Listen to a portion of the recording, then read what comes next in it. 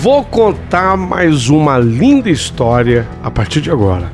Só que eu quero fazer antes um pedido para você. Se inscreva no canal. É um gesto tão simples para você e tão significativo para o canal. Entra no canal, se inscreva, curta, põe o teu joinha, acione o sininho. Para nós isso é muito importante. O canal ganha força e muito mais histórias a serem contadas. Por favor, se inscreva no canal. Agora, prepara o coração, porque a história de hoje é linda.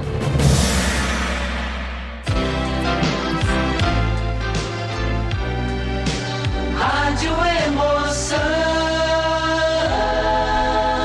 Paulinho Boa Pessoa. A verdade de cada um.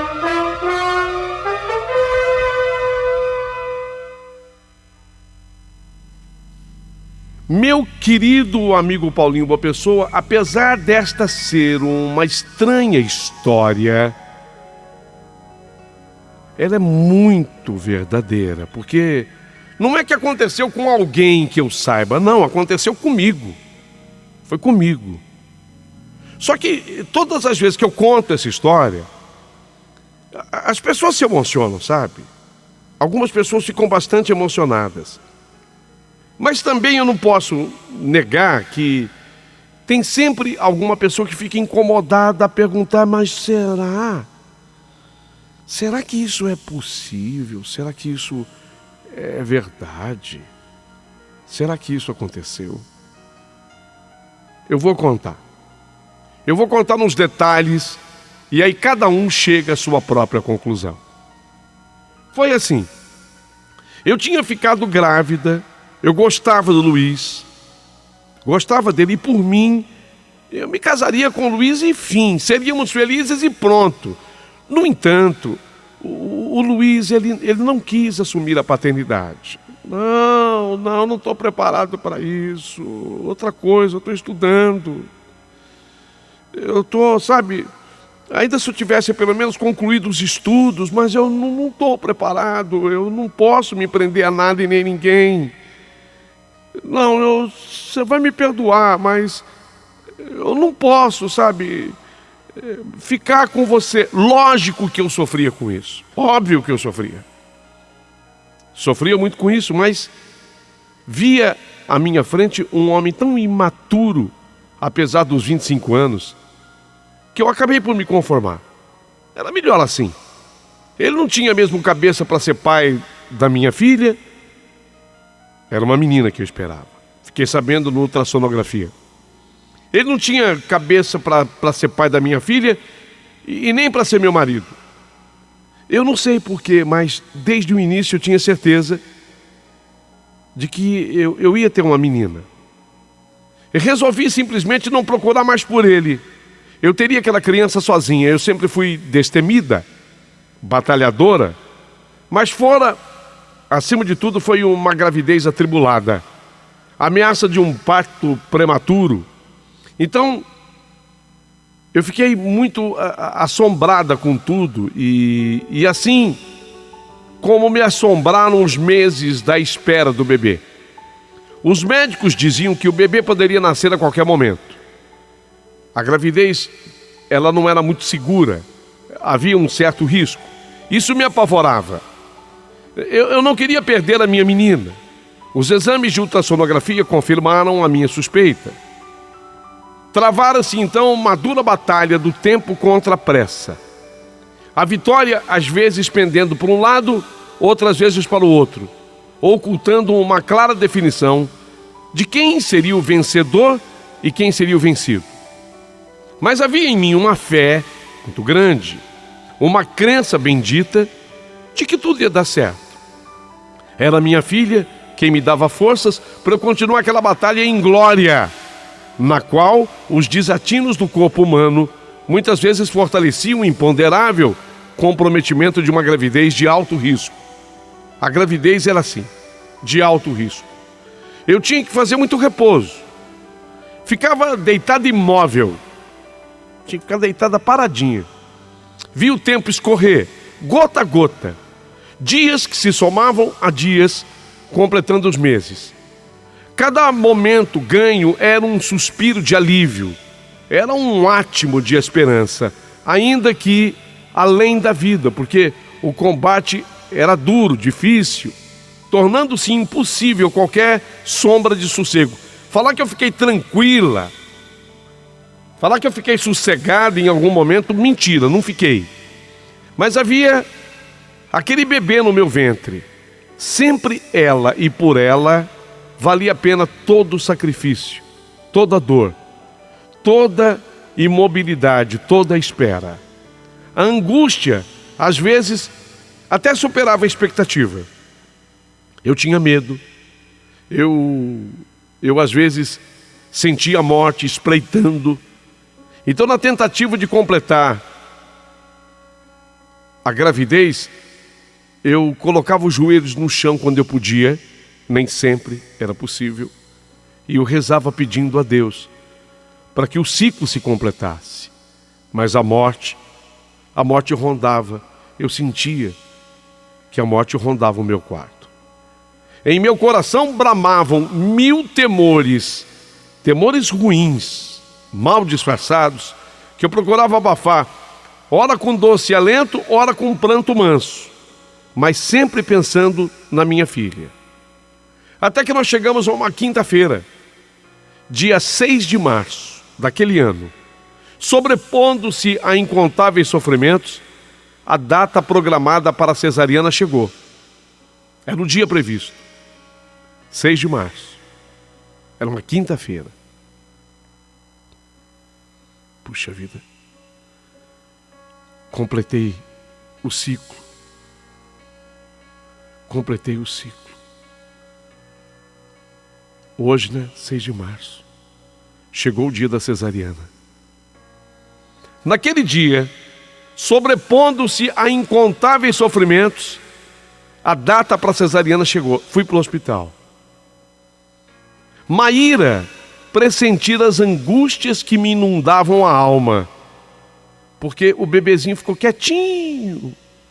Parecia que a Maíra, a minha filha, lá no meu ventre, parecia que ela tinha adormecido dentro de mim. Porém, o seu adormecer me trouxe um travo amargo, pois enquanto eu a sentia movimentando-se, eu tinha certeza da vitória. Mas quando a quietude rondava o meu corpo, o pavor da derrota descia o seu negro manto de desespero em cima do meu coração, diminuindo o meu ânimo. O processo cirúrgico teve início. A cesariana teve início. O silêncio era rompido a todo instante pelo gélido tinir dos metais médicos, e eu, supondo sangue, meu Deus, deve estar tendo sangue, eu tenho pavor de sangue. Eu suava. Havia muita angústia. Lembro-me de ter balbuciado nessa hora: eu estou ficando tonta. Eu falei isso para a enfermeira que estava segurando a minha mão. Eu estou ficando tonta, eu estou me sentindo muito mal. Eu acho que eu vou desmaiar. Eu acho que eu vou desmaiar. Um médico pressionou com força meu lado direito na altura do fígado. E então foi como se eu sentisse um choque. Um choque. E de repente, naquele choque, eu pairei. Eu pairei no ar. Como assim? Explica melhor. Queria entender. Eu pairei no ar, o meu corpo subiu e colou no teto daquela sala cirúrgica, daquele centro cirúrgico. Eu fiquei apoiada contra o teto, flutuando, ao sabor da aragem que purificava todo o ambiente. Olhando para mim mesma, deitada sobre uma fria e dura mesa adormecida. Eu de cima do teto, eu assistia a mim. Eu lá deitada naquela mesa cirúrgica. eu assistindo a mim, eu vendo a mim. Eu ali, naquela mesa adormecida. Eu não gostei do que eu vi. Não gostei do que eu vi. Eu estava amarrada. Agora havia tubos enfiados pela minha garganta, agulhas pelos meus braços e sangue, muito sangue jorrando do meu corpo. O arrepio da tragédia gelou o recinto. Houve ali um descontrole geral e total entre médicos, enfermeiras. Sabe o bate-cabeça? Sabe quando o time se perde um pouco, como se tivesse sofrido um gol e precisasse se reorganizar? Médicos e enfermeiras batiam cabeça. Era o imprevisto que surgia na vida daqueles profissionais. Todos corriam de um lado para o outro, deslocadamente, numa tentativa de ressuscitamento. A tentativa era ressuscitamento. E eu colada no teto, em cima do centro cirúrgico, assistindo a tudo. E eu não podia falar. Eu via tudo e não podia falar. E assistia aquilo tudo. Foi indo que teve um momento que, como eu não sentia nada de dor, veja bem, eu só via o pavor de todo mundo correndo de um lado para o outro, tentativa de ressuscitamento. Teve um momento que, como eu não sentia nada de dor, eu até sorri daquela confusão. Eu pensei comigo, nossa, eu causando essa confusão toda. Então eu sorria compassivamente, enquanto etérea forma me afastava em direção ao sol. Então eu de repente passei daquela parede, do limite do hospital, e fui observando que eu ia em direção ao sol. Eu ia naquele 6 de março em direção ao sol. O brilho do sol lá fora atraía com irresistível apelo de luz e calor. Inclusive, não atraía só a mim, mas a outros, a outras. Então a mim também. Eu passei do limite do centro cirúrgico, eu passei daquela parede. Eu estava sendo atraído em direção ao sol. Eu achava tudo muito estranho. Muito estranho. Porque eu andava, mas meus pés não tocavam o chão. Eu andava no ar. O corpo leve. Eu não tinha dores. Eu apenas flutuava com extrema leveza, atravessando as portas sem abri-las. Eu podia ver as pessoas com as quais cruzava, mas eu percebia que elas não podiam me ver. Eu tocava-as, contudo meu toque passava despercebido ou desapercebido. A certeza de não estar sendo vista, longe de me apavorar, trouxe até uma tranquila paz, pela qual eu há muito ansiava. Eu estava em paz. Eu pensei numa hora assim, como é bom partir. Ainda que eu não soubesse para onde eu estava indo. Eu estava indo. E pensei, como é bom partir. Não sinto dores. Estou em paz. Não sei para onde eu vou, mas como é bom partir. De repente, me vi na rua. E já na rua, eu me dirigi até uma parada de ônibus. Eu pretendia embarcar em uma viagem que eu agora já conseguia pressentir como sendo uma viagem sem volta. Eu não era mais dona de mim, dá para entender? Eu não era mais dona de mim. Eu apenas seguia por um rumo ignorado, sem pensar em mais nada, só sentindo como eu nunca sentira antes então, a maravilhosa emoção de voar, voar, voar, voar leve e solta pelo ar. Não havia mais amores, não havia mais sonhos, nem anseios. Não havia mais um amanhã à minha espera. Não havia mais nada. Nem mesmo havia a angústia do desconhecido. Eu só me deixava ir, eu só me deixava levar, como se alguma coisa maior me chamasse para além, muito além da vida, mas muito além da vida. Vi um veículo preto se aproximar. Observa bem, era um veículo preto.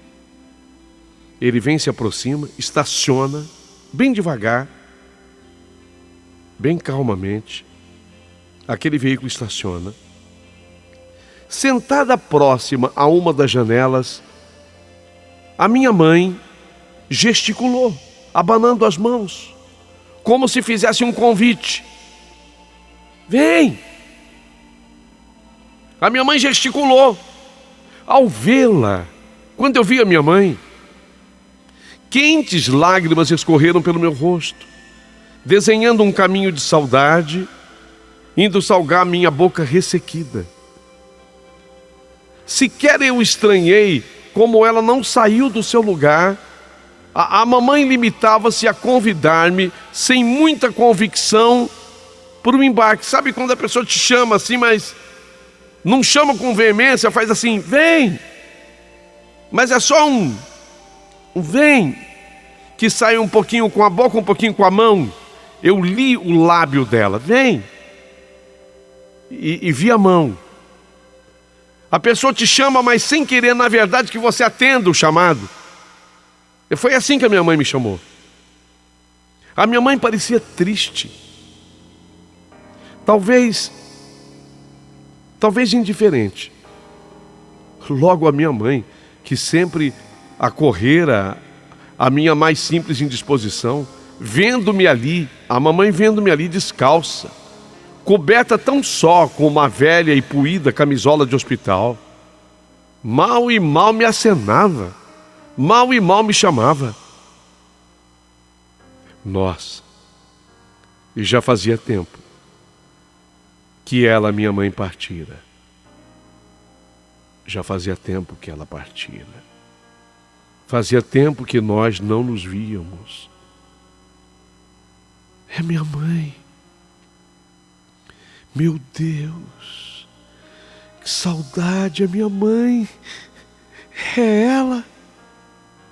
Quanto tempo que eu não vejo a minha mãe. Quanto tempo é a minha mãe. Ela está me chamando. Eu estava com o coração inundado, primeiro de saudade, depois de alegria. Era um reencontro com a minha mãe. Eu estava revendo a minha mãe, preparei-me então para eu entrar naquele veículo. O veículo preto que estacionado era um ônibus.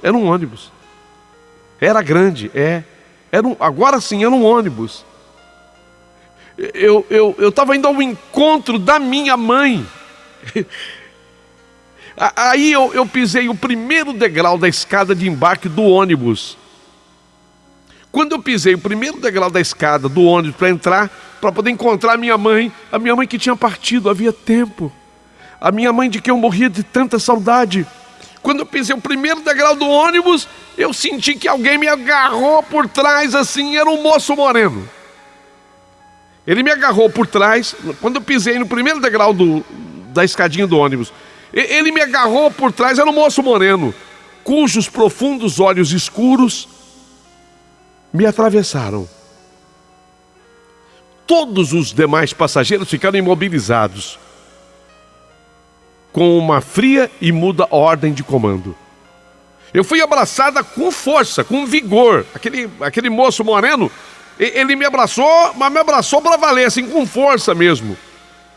Mas ao mesmo tempo não me machucava, não. O abraço era forte, mas não me feria. Era um abraço com doçura. Forte, mas com doçura. Eu fui impedida de ir para minha mãe. Eu tentei inutilmente me soltar do abraço daquele moço moreno, mas que jeito. Ele era muito forte mesmo. Era um abraço sem fim e forte. Eu ainda tentei lutar assim para sair dele, sabe, mas não consegui. A minha mãe ainda fez um tímido gesto doce de adeus, sabe? Só que dessa vez a minha mãe não me chamou para ela mais. Sabe quando a pessoa te acena assim num adeus? A mamãe fez assim, com a mão, mas não me chamando, mas me acenando num adeus. Enquanto que eu fiquei do lado de fora daquele ônibus preto e aquele carro preto partiu. O carro preto saiu, partiu. Ele não correu, ele foi devagar, como ele tinha chegado. Mas levou a minha mãe e os demais passageiros todos dentro dele. E eu fiquei assim, nos braços daquele rapaz moreno. E enquanto eu pude ver o ônibus preto partindo, e enquanto eu pude ver a minha mãe, a minha mãe parece que pôs a cabeça assim para fora da janelinha do ônibus. Ela colocou a cabeça para fora da janelinha do ônibus, começou a olhar para trás. E a minha mãe me fitava com aquele ar indefinível de quem parte com resignação. A mamãe, sim, ela demonstrava uma certa felicidade por ter me revisto e partia para além da vida com resignação, de uma maneira muito paciente. Quando o carro preto já estava a uma certa distância, que eu já não via mais a mamãe, o rosto da mamãe havia desaparecido. Aí o rapaz moreno, ele arrefeceu a força do seu abraço, arrefeceu a força dos seus braços, foi me soltando com carinho, devagar, enquanto ele me dizia: calma, olha, escuta aqui, tenha muita calma, porque ainda não chegou o seu momento de viajar, ainda não. Escuta aqui, você vai voltar, porque alguém muito especial precisa de você, e esse alguém muito especial está à sua espera. Volte, mas volte bem devagar e com cuidado. Há destinos que podem ser alterados pela força do amor, entende? Vou repetir. Há destinos que podem ser alterados pela força do amor. O seu destino é um deles. Algum dia ainda compreenderá que a esperança ultrapassa a vida, transformando até a morte. Esse dia, então, estarei outra vez com você, cumprindo a tarefa de guiar e proteger o seu amanhã. Entende? Aquele rapaz moreno que me abraçou forte, ele me passou tanta segurança nas palavras ditas por ele. Tanta segurança. Estarei outra vez com você, cumprindo a tarefa de guiar e proteger seu amanhã. Meu Deus, quem ele era?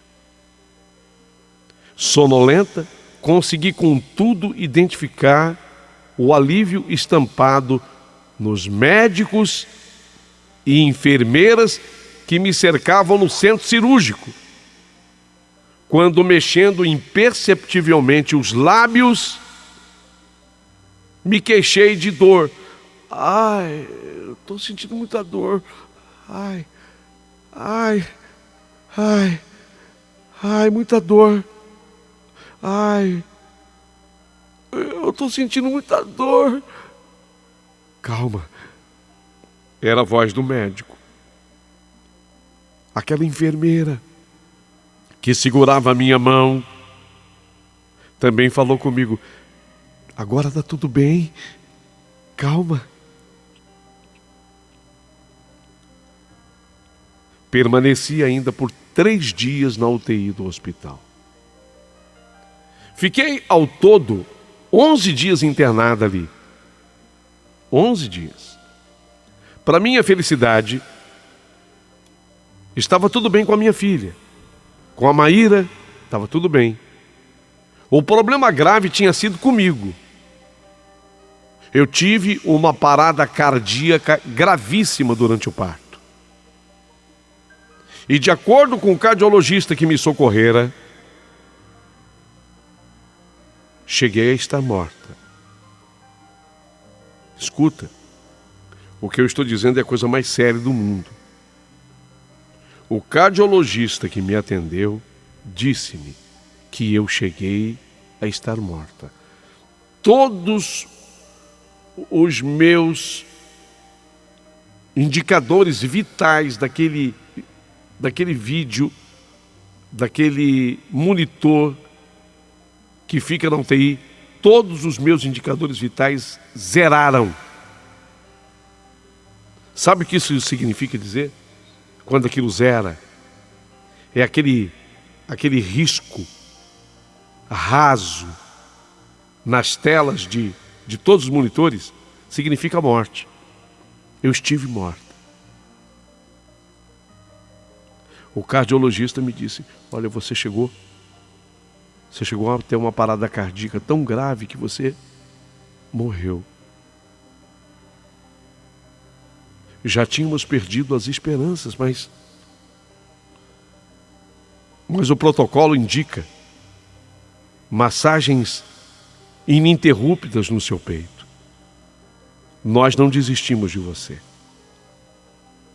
Continuamos com as massagens. Você retornou à vida num verdadeiro milagre. Isso não foi dito por mim, mas pelo médico, cardiologista.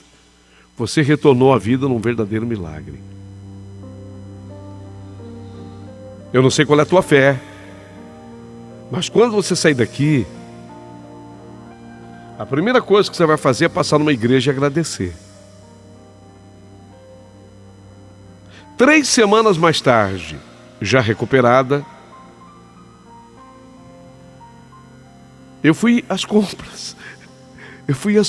Porque faltavam algumas... A minha filha, detalhe, apesar disso tudo, a Maíra, ela nasceu grande. As roupinhas que eu tinha comprado para recém-nascido, a famosa RN, né? Aquelas roupinhas tinham perdido tudo. 3 semanas depois eu tive que comprar alguma coisinha para a Maíra.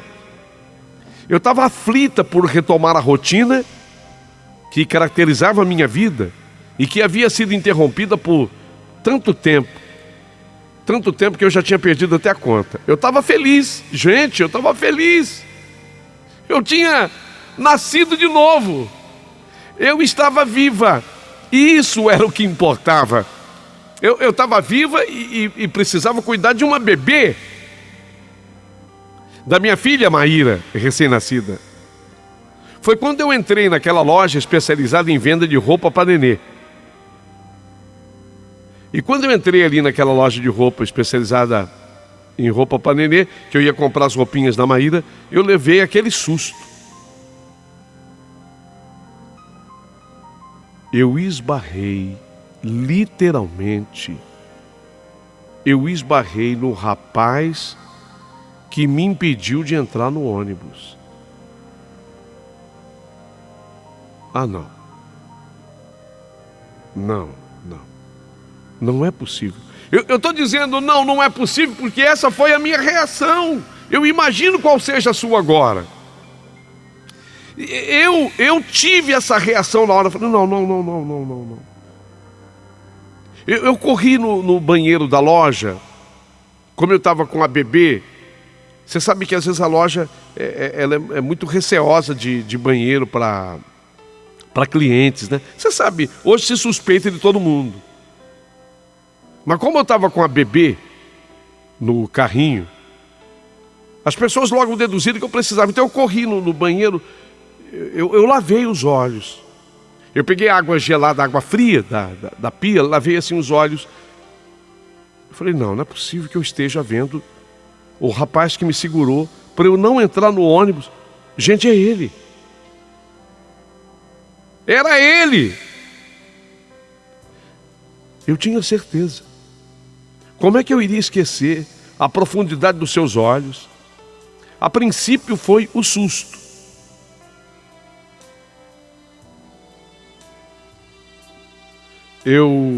Inclusive quando ele esbarrou em mim, eu perdi assim um pouquinho do equilíbrio, ele me segurou para eu não cair. Ele também me olhou como a me reconhecer. Mas ele me conhecia de onde? Do hospital. Então ele trabalhava no hospital, deduzi, né? Pergunta ainda. Então ele trabalhava no hospital? Ele estava no...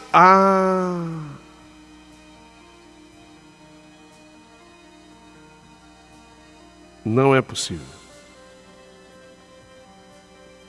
Depois que eu lavei o rosto na pia do banheiro, eu voltei. E por incrível que pareça, esse rapaz estava me esperando para saber se estava tudo bem comigo. Porque ele tinha esbarrado, eu tinha perdido o equilíbrio. E ele viu que eu estava com a nenê. Tá tudo bem? Tudo bem. E eu agora apresento para vocês o desfecho da história. O inacreditável desfecho da história. E quando eu a conto, tem gente que se emociona.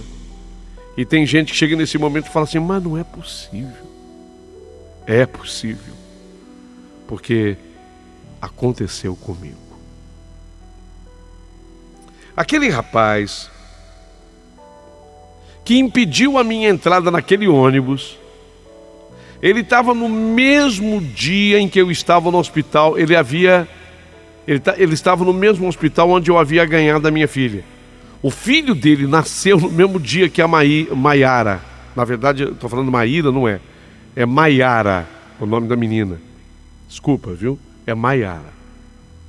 Aí ele ficou sabendo quando uma mãe estava praticamente morta na complicação de um parto. Ele ficou sabendo na hora no hospital.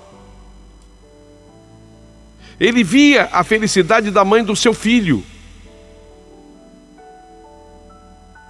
Só que a mãe do filho dele não resistiu. A mãe do filho dele não resistiu. Ele queria compartilhar a dor que ele estava sentindo. Ele foi até a capela do hospital e ele rezou pedindo a Nossa Senhora que não me deixasse morrer. Ele já tinha perdido a esposa horas antes. E aí ele foi informado que estava vendo um segundo caso, de novo uma parturiente, que tinha tido uma parada cardíaca, do jeitinho que teve a mulher dele. Então ele correu na capela do hospital e rezou pedindo a Nossa Senhora que não me deixasse morrer. Que a minha filha tinha nascido e precisava tanto de mim. Ele rezou, pediu por uma mulher desconhecida, que era eu. Ele não me conhecia, ele pediu com fé. E aí ele soube no dia seguinte que a mulher que tinha sofrido a parada cardíaca, num milagre, havia voltado à vida. E estava na UTI do hospital. Falou com uma enfermeira do hospital. Fez questão de me ver na UTI. Eu ainda estava com todos aqueles aparelhos ligados a mim. Mas o que marcou foi que quando ele entrou, eu abri os olhos e dei um meio sorriso. Aquilo marcou para ele. Ele não esqueceu meu rosto, meus olhos. Por isso, me reconheci agora na loja. Tudo o que eu ouvia era fantástico para mim. Na loja, havia uma lanchonete. O convidei para que se sentasse numa daquelas mesas comigo. Eu queria falar da visão que eu havia tido dele. E quando eu acabei de contar, ele chorava e eu chorava. Afinal de contas, como explicar aquilo? Gente, como explicar aquilo? Como não poderia deixar de ser, começamos ali uma amizade. Eu fiquei sabendo que seu filho, que nascera no mesmo dia que a minha filha, Gustavo, ele tinha sumido, mas não ficara com a sua mãe. E nem era possível, porque a mãe da criança havia perdido a vida.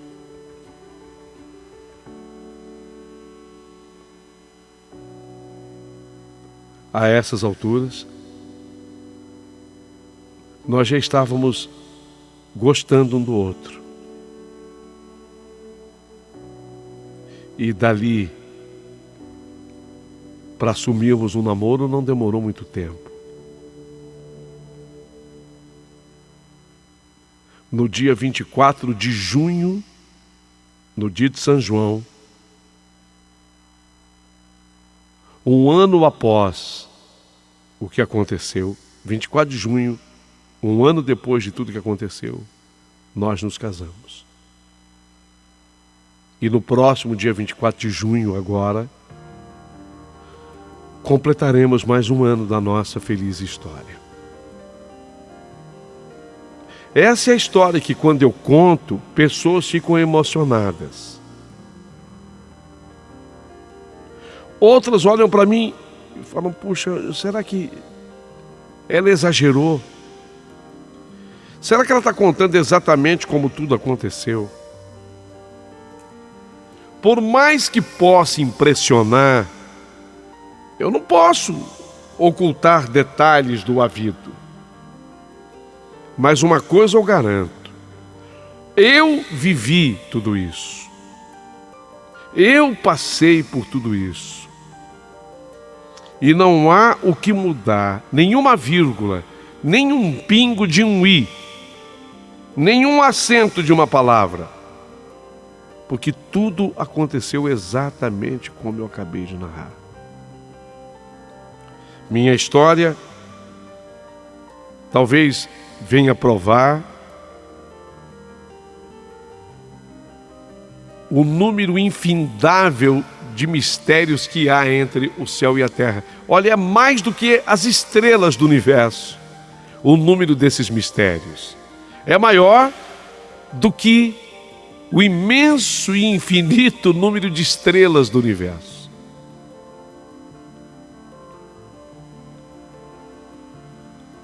Gostaria, ao final de tudo, que você mandasse o seu comentário aqui, através desse canal. Aguardo a manifestação de cada um de vocês.